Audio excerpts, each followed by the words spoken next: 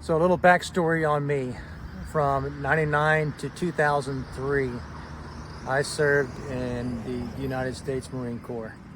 I've done my time, and during that time, I have been a problem solver every step of the way, and I've continued to do so since then. I designed multiple field operations equipment for the Marine Corps and the U.S. Army. Since then, I've just been a problem solver, and I like doing it.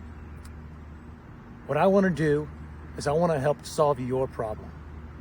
Let me figure out a way to buy your house that makes the most sense for you and I.